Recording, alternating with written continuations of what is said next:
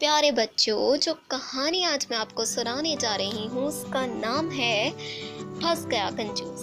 پرانے زمانے کی بات ہے کہ گاؤں میں ایک آدمی رہتا تھا جس کا نام فیض تھا۔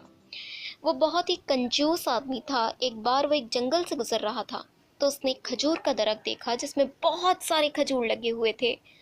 پھر کیا تھا، کنجوس آدمی کو جو مفت میں کھجوریں مل گئیں، اس کے منہ میں پانی بھر آیا۔ مالے مفت اور دلے بے رحم، اس نے جلدی جلدی درخت پر چڑھنا شروع کر دیا۔ وہ جب کافی اونچائی تک پہنچ گیا تو اچانک ایک شہد کی مکھی نے اسے ڈنک مار دیا۔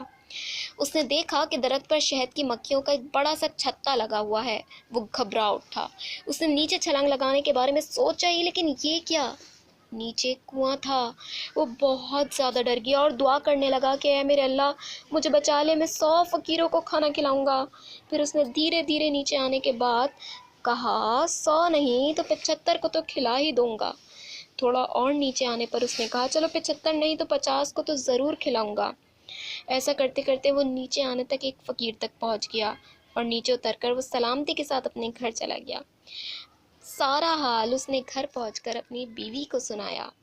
دوسرے روز بیوی نے ایک فقیر کو بلایا جس کا پیٹ خراب اور جو کھانا ٹھیک ٹھاک نہیں کھا سکتا تھا۔ فقیر بھی اتفاق سے کنجوس اور چالاک آدمی تھا۔ اس نے 20 روٹیاں، دہی اور دودھ پیک کرنے کو کہا اور چلا گیا۔ شام کو جب فیض گھر آیا تو اس نے فقیر کے بارے میں پوچھا۔ اس کی بیوی نے اسے سارا ماجرا کہہ سنایا۔ فیض کو بہت غصہ آیا۔ وہ لاٹھی لے کر فقیر کے گھر پہنچا۔ فقیر کی بیوی بہت چالاک تھی۔ اس نے جب کنجوس آدمی یعنی فیض کو غصے میں اپنے گھر کی طرف آتے دیکھا تو دروازے کے باہر آ کر زور زور سے چلانے لگی کہ پتہ نہیں کس نے میرے شوہر کو کیا کھلا دیا، ان کی طبیعت بہت زیادہ خراب ہو گئی، ہائے میں کیا کروں، ایسا لگتا ہے کہ اب وہ زندہ نہیں رہیں گے، ارے کوئی ہے جو میری خبر گیری کرے۔ کنجوس آدمی سن کر بری طرح سہم گیا۔ اس نے فقیر کی بیوی سے کہا آپ چلائیں مت، میں آپ کے شوہر کے علاج کے لیے ابھی گھر جا کر 2 سونے کے سکے بھیج دیتا ہوں۔ چالاک فقیر گھر کے اندر بیٹھا مزے لے لے کر خوب ہنس رہا تھا کیونکہ وہ بیمار تو ہوا ہی نہیں تھا۔ اس طرح ایک کنجوس نے ایک بڑے کنجوس کو اپنے جال میں پھنسا لیا۔